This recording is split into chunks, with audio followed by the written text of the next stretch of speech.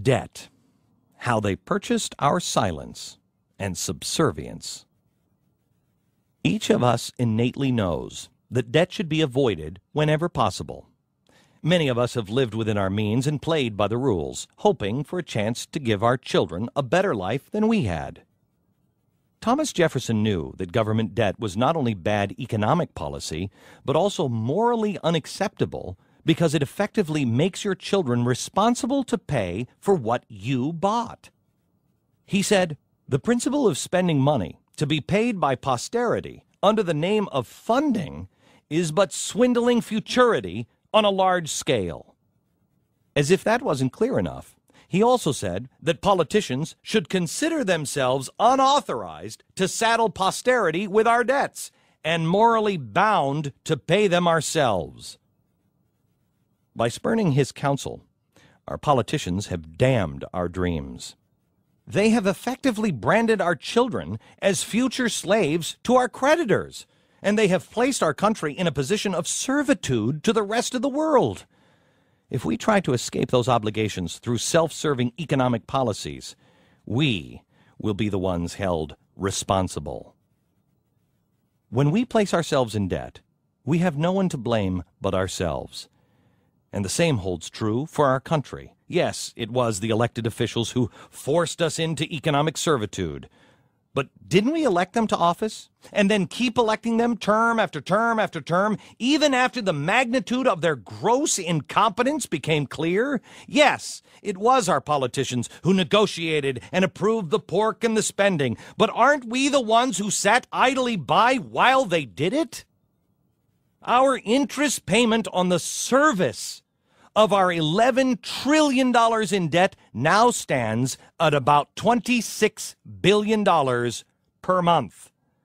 That's over $300 billion a year that will likely be sent overseas to our creditors instead of being used to upgrade our schools, our roads, or our national defense.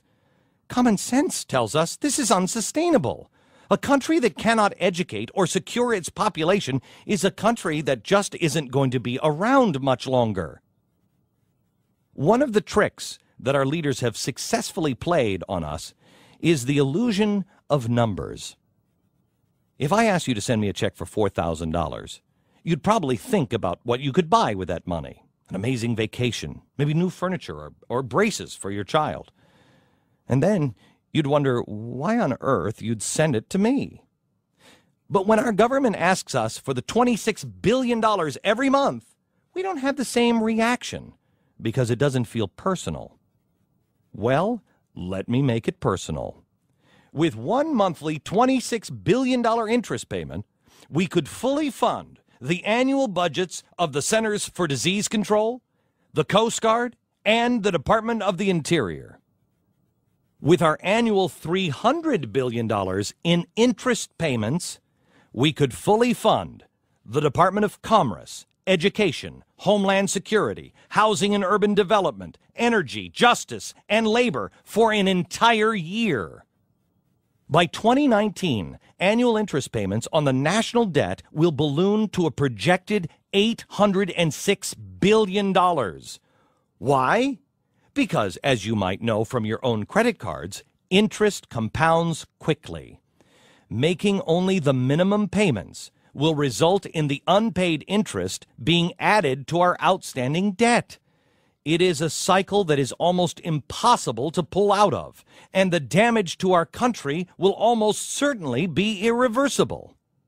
That $806 billion in interest is more than what it cost us last year to fund the entire Department of Defense, Veterans Affairs, the Department of Transportation, and the State Department combined. Where will all of that money come from? Again, the politicians will say, the rich, or maybe greedy corporations. But if that's our plan, then we're set up for dramatic failure. The total 2008 profits of ExxonMobil, $45.2 billion, General Electric, $17.41 billion, the evil Walmart, $12.7 billion, and IBM, $12.3 billion, totaled $87.61 billion. If we tax those profits at 100%, we still wouldn't even have 1/3 of the amount needed to pay the annual interest payment, let alone any of the principal. So, what about the wealthy? Well, let's look at it this way. If we took all the personal income tax revenue from every American taxpayer for the next decade, you would still not have enough money to pay off the national debt, even if you exclude interest. And as a side benefit, we'd have $0 to fund the actual government over those years. This is modern-day slavery. But instead of being sold to work in the fields, our children will be working 100-hour weeks at their jobs to pay off the debts we've amassed. Common sense shouts that if this were happening in your home, you'd have to stop spending immediately. So what is Washington doing? The exact opposite, of course. They're spending more. President Obama announced that his 2009 budget was projected to produce a $1.7 trillion deficit.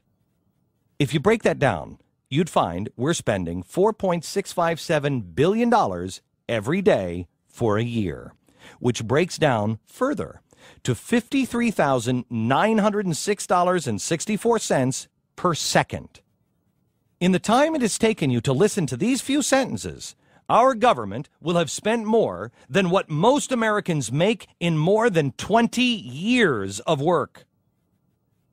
Borrowed money has to be paid back, but it won't be us who will have to do it. Our children will question our sanity for spending money we didn't have on bridges to nowhere, skateboard parks, tattoo removal, and other pork-laden projects that politicians stuffed into must-pass legislation. They will wonder why we tolerated such reckless behavior from our elected officials instead of holding them accountable. So how will we respond?